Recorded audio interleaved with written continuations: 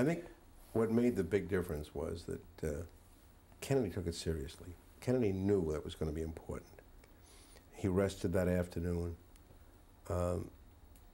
Nixon made a speech to the Carpenters Union that day in Chicago, thought this was just another campaign appearance that night, was ill, had a infection called Staphylococcus A, arrived at the studio, banged his knee when he got out of the car, was in pain, looked green, sallow, needed a shave. I was standing there with him talking when all of a sudden Kennedy appeared. And I didn't know what to say. And I always remember what I said. I said, I assume you two guys know each other. And they said, yeah, we know each other. And they shook hands. And I said, do you want any makeup? Now, Kennedy, who had been campaigning in an open convertible in Southern California, looking tan and fit, like a young Lochinvar. This guy was a matinee idol. He said, no, I don't want any makeup. And I said, Nixon, would you want some makeup? And having heard Kennedy say no, he said no because he was afraid the story the next morning would be he wore makeup and Kennedy didn't. Kennedy didn't need it, he did. Did he tell you that, or do you just assume that? I assumed that because he went back in an office and he got made up by one of his campaign staff with something called shave stick, which he used to cover a beard. And he came out, and I looked at him on camera, and he looked like death warmed over. And I called Frank Stanton, who was then president of CBS, into the control room, and I said, Jesus, Frank, he looks terrible. We got problems here. And he looked, and he called in a guy named Ted Rogers, who was Nixon's principal television aide. And he said, are you satisfied with the way your candidate looks? He said, yeah, it looks fine to me.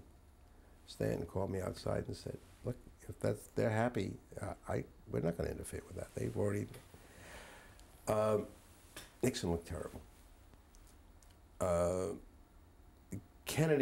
Nixon looked so bad that people who heard on radio thought Nixon won, and people who watched on television thought Kennedy won, because Nixon just didn't look good. They tried to hang it on me. I said, not me. I tried to make him up. I'll tell you a great story. It's 4 years later. We're in San Francisco. It's Barry Goldwater is going to be the Republican nominee, and Nixon is going to go out on the rostrum to introduce him. And I'm sitting in a makeup room with that wonderful woman named Frances Arvold, who since died, who was the woman I brought to Chicago that night, whose services he didn't want to use. And Franny was making him up. And I said, you know, Mr. Nixon, if you'd let Franny make you up 4 years ago, Barry Goldwater would be going out there now to introduce you. He said, you know, you're probably right. He knew it. Also, I always figured that I was responsible for the Nixon houses in Key Biscayne and San Clemente, because I once said to him, you know, if you had a tan all the time, you wouldn't need makeup. I think that's how the house in San Clemente got bought and the house in Key Biscayne. It took a lot of years before one night at somebody's birthday party, Nixon came up to me and said, you know, you were right, I was wrong. I should have been made up that night. Now, should a presidential debate turn on makeup? No, but this one did. And all the pundits used to say to me, who remember that debate, and there aren't many people alive who do, and a lot of it was about two islands off China called Quemoy and Matsu. And they all say to me, well, you know, Quemoy and Matsu was certainly more important than the makeup.